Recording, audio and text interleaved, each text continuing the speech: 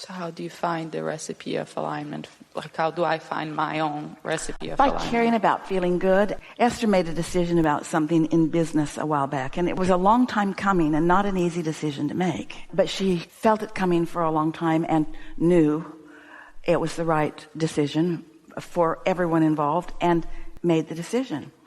And then she found herself wanting to explain a little bit why she made that decision.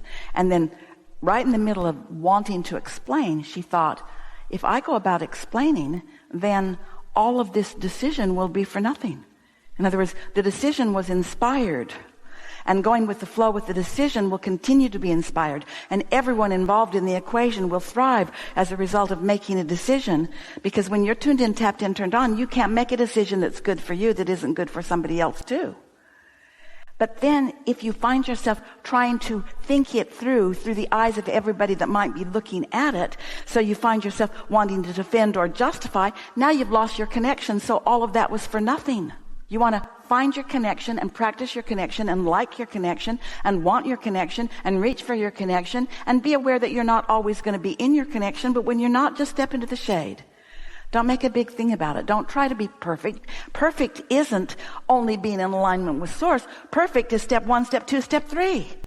That's perfect. And step 1 is contrast. And contrast is negative emotion. And that's perfect. And negative emotion is guidance. And that's perfect.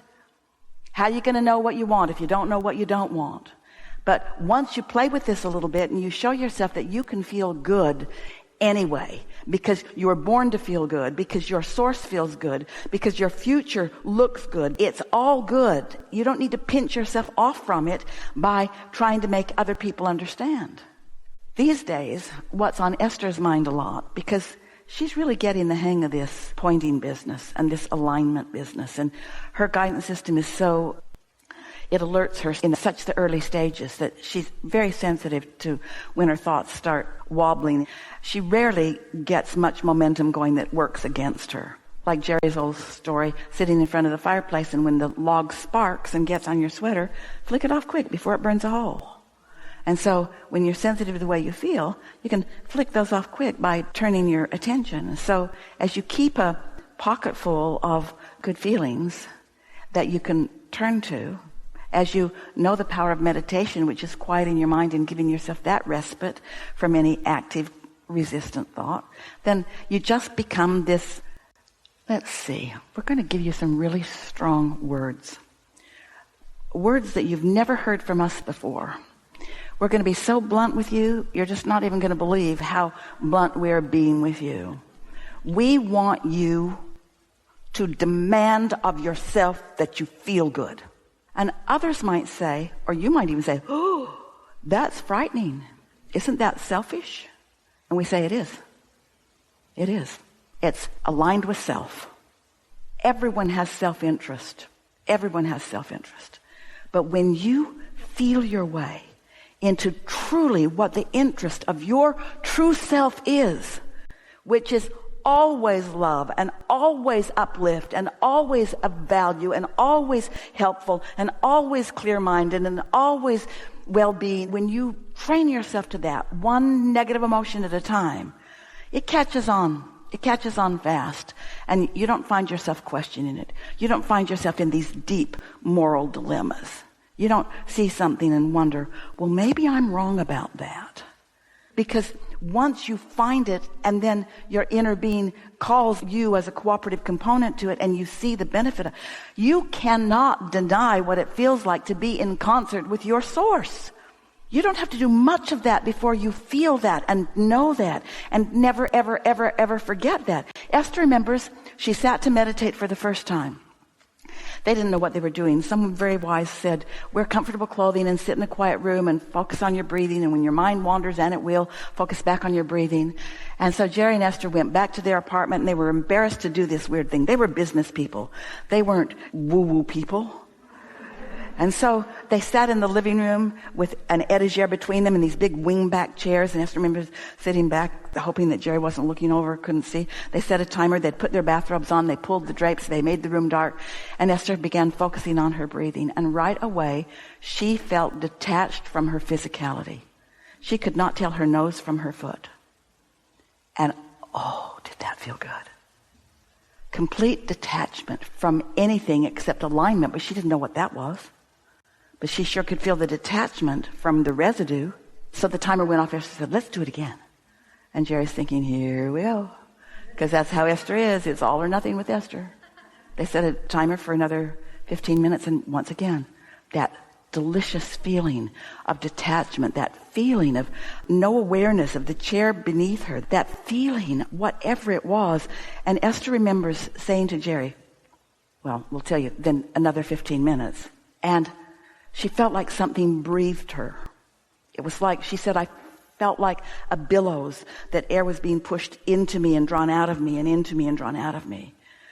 And Jerry said, well, what do you think about it? And Esther said, I don't know, but I know it's good. I know it's good.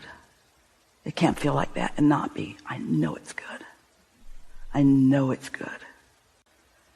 And so, don't you know, when you have that feeling of love come over you toward the doggy in the elevator, or toward your baby or your sister or your mother or your lover, don't you know it's good? When you feel that love, you know what that feeling of love is, don't you? We're not saying that you can maintain it for a long period of time, because they're human and they're human.